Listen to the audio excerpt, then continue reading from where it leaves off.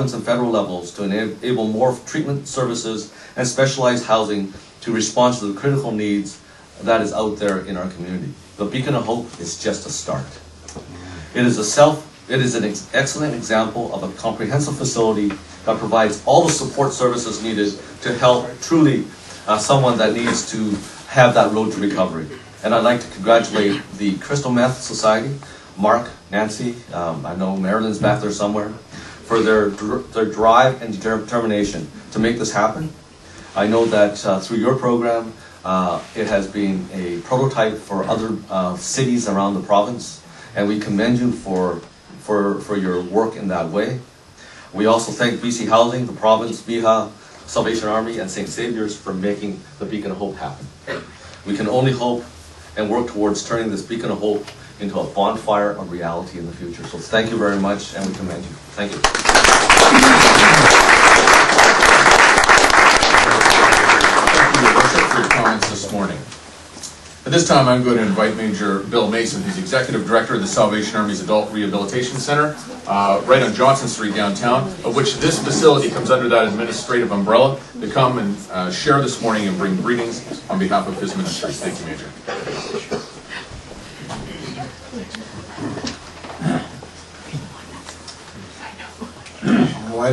Chong, Your Worship, hello, Mr. Costello, BIHA, honored guests, members of the press, ladies and gentlemen. It's taken a long time to get here, to this occasion today, and we've expended a lot of energy and effort.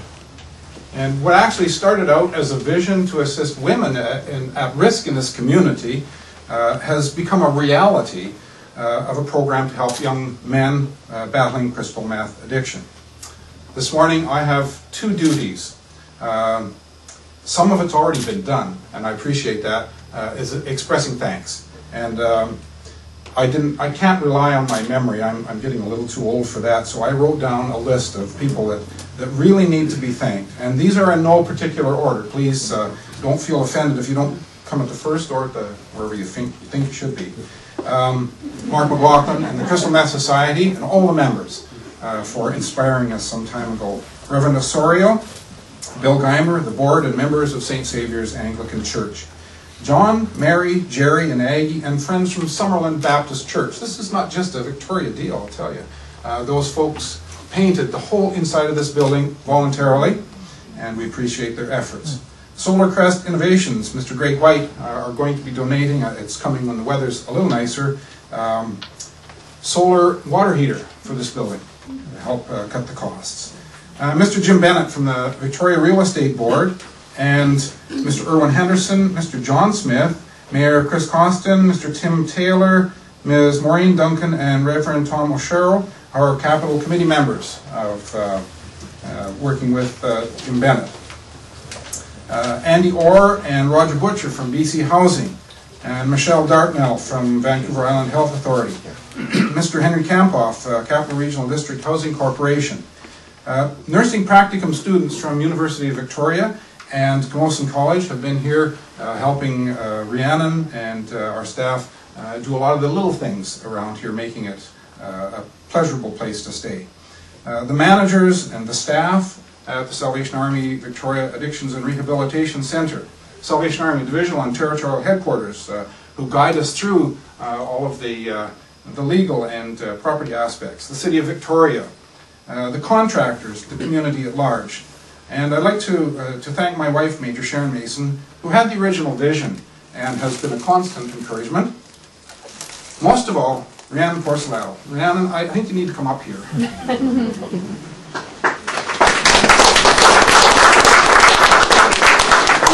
has been hard at work. I know lately in particular, she's been putting in 18-hour days and never complains. Can't reach her on her phone because her voicemail is always full. She's expended a tremendous amount of energy. She has a real heart for the mission here. And above all, I want to thank Rhiannon.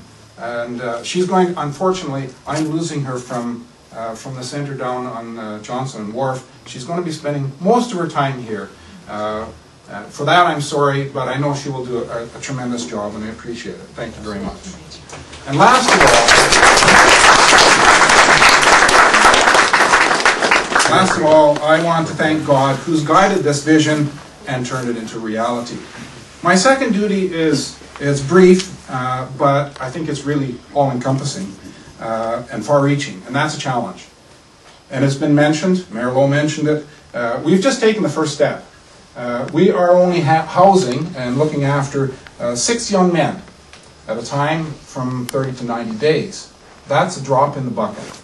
And there are young women who have the same issues and the same needs that we need to address. That's only the young people. We have lots of adults that are struggling with this demon addiction. So my challenge to you is, I don't think we've reached, we've just begun.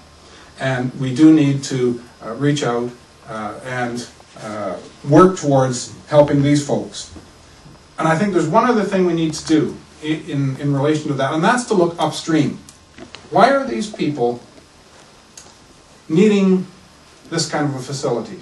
What is driving them? What is missing from our society, from our culture, our communities, that's driving them to the addictions? So we need to look upstream, if you will, and I take that, that's not my own phrase. Bridie Sterling from Central Baptist Church has been working with us, and she mentioned this in a meeting we had with her pastor this week. We need to look upstream, and we need to start examining and finding out what we can do to equip our communities, our citizens, as young people right through into adulthood, to avoid the temptation, the trap of drug addiction. And my challenge to you is simply that you put some effort into this. Work with the community, work with us, and maybe we won't need so many of these types of homes. We'll nip the problem in the bud rather than having to react. We'll be proactive. Thank you for your attendance here this morning. It's very much appreciated, and God's going to help us to continue to win the victories and deal with the problems that we have to face on a day-to-day basis. God bless you all.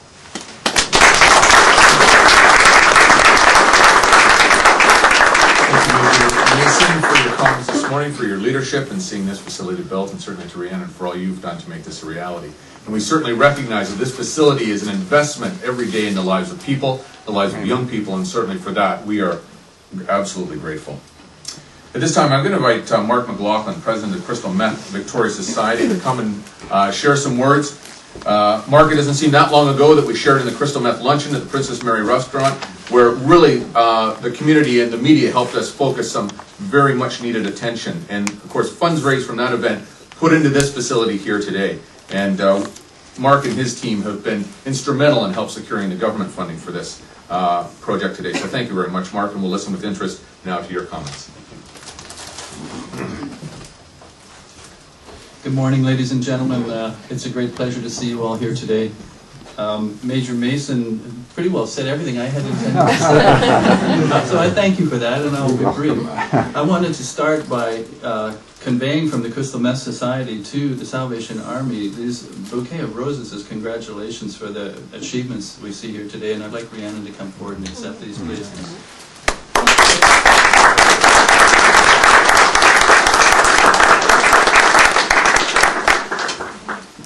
It was about 18 months ago that we in the Crystal Meth Society started really trying to get after this treatment issue and the treatment topic, and so we're very, very gratified to see this development here today.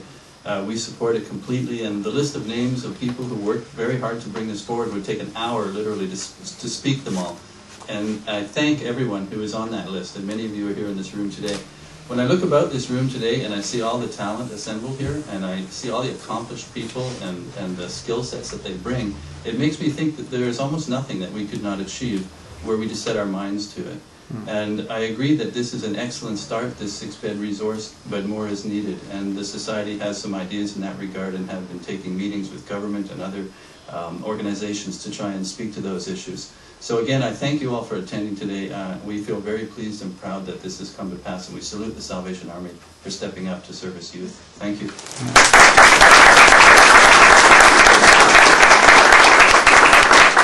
Thank you, Mark. At this time, I'm going to invite Major Bill Blackman, who's the leader of the Salvation Army in British Columbia, to come and bring greetings and to share in a prayer dedication. The Salvation Army operates in 50 communities across British Columbia. We are the largest non-governmental provider of social services in the province, but we can only do that because of partnerships right across with municipal governments and the provincial and federal government as well. So, Major Blackman, thank you. Thank you. It's a privilege to be here today and to share in this wonderful opportunity and to see what God is going to do.